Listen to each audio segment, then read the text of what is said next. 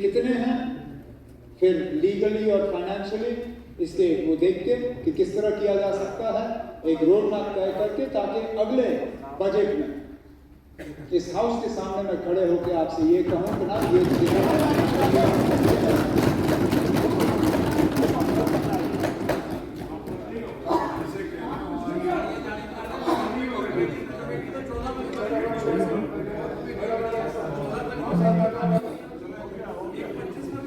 मुझे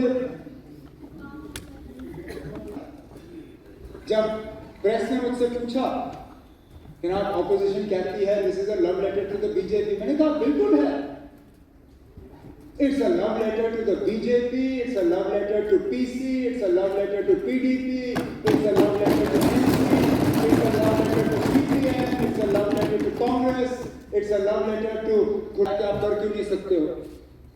If the entire lot of such workers is regularized, the financial implications shall work out to 1925 crores per annum approximately. तो पहले ही आपने कहा कि क्यों नहीं हो सकता है, फिर कमेटी बनी, ठीक है, चलो ना, फिर कमेटी बनी, ठीक है, अच्छा किया, बनाया आपने कमेटी, मैं सोचा ठीक है ना, कमेटी बनी तो अगले बजट में उसका कहीं ना कहीं एक फॉरवर्ड मूवमेंट हुआ होगा। तो मैंने उसके बाद ये 15-16 की बजट थी, 16-17 का मैंने निकाला। 16-17 के हवाले से आपने सिर्फ इतना ही कहा कि हाई लेवल पावर कमेटी जो है वो तश्कील की गई है और हम इनके लिए कुछ करना चाहते हैं, फिर कुछ नहीं। फिर 17-18 की तकरीर आई,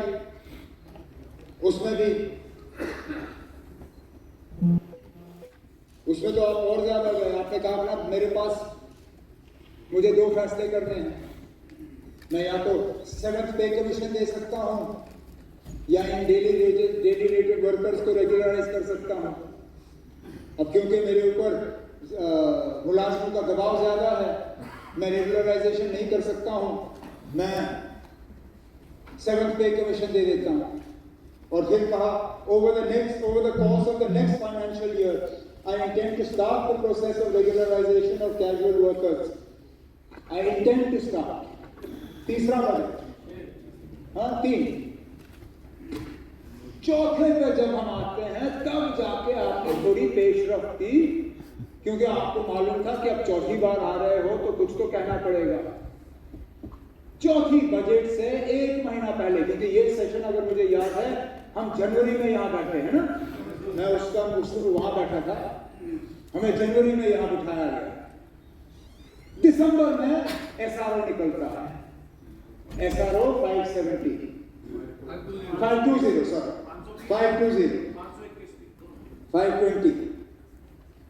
तो उस एसआरओ के हवाले से फिर बजट में बात आ जाती है। As you are aware, the government has put into place a comprehensive policy, फलाना, and this policy seeks to address the implementation will ensure sustainable livelihood for them. ठीक है, बड़ा अच्छा, एसआरओ भी निकला। कितने लोग रेगुलराइज हुए आपके एसआरओ के तहत? 570। इस नंबर के तहत जो बजट में आपने दिया 61,000 के आसपास आपने उस वक्त नंबर गिना था डेली वेटेड वर्कर्स का, 570 आपने रेगुलराइज किए चौथे बजट तक। चलिए 18 मई आपकी हुकूमत गई, गिरा दी आपने हुकूमत, महबूबा जी वजीर आला रही नहीं, गवर्नमेंट गई।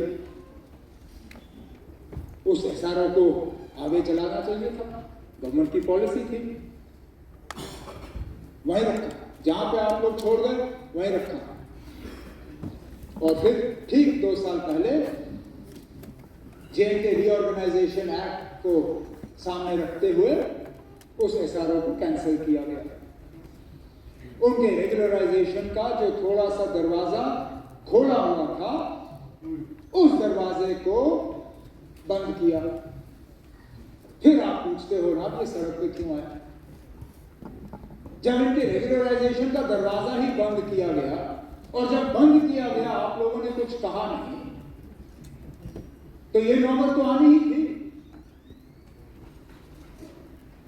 अब हमें इस सिलसिले को दोबारा करके हमारी मजबूरी बन गई। अब जब ना रेगुलराइजेशन के लिए एसआरओ है, जब ना कोई फ्रेमवर्क है, अब इन सालों में इनके नंबर में क्या तब्दीली आई है, उसमें भी अब शायद अग्री करना आज के दिन में मुश्किल होगा, क्योंकि इस बजट को जब मैं देखता हूं नंबर 61,000, जब मैं गवर्नमेंट का नंबर देखता हूं तो उससे कहीं गुना ज्यादा। तो हमें ये सिलसिला हम जीरो से शुरू कर रहे हैं। तो आज कम से कम उन डेली रेटेड वर्कर्स और हमारे जो हैं कैजुअल एंड हॉक, उन्हें इस बात का एहसास देने के लिए कि हम उनको भूले नहीं हैं, हम अपनी कार्रवाई कर रहे हैं। मैं आज एक कमिटी इस हाउस के जरिए से अनाउंस करना चाहता हूं।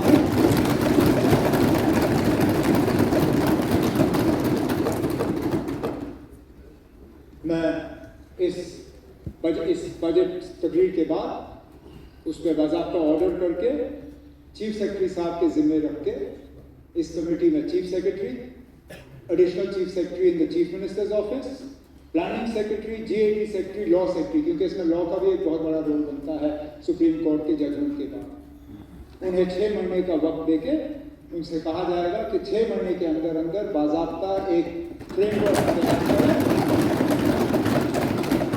पहले नंबर तय करें, जीएडी के थ्रू नंबर तय करें कि कितने हैं, फिर लीगली और फाइनेंशियली इसके वो देख के कि किस तरह किया जा सकता है, एक रोड मैप तय करके, ताकि अगले बजट में इस हाउस के सामने मैं खड़े होकर आपसे ये कहूं कि ना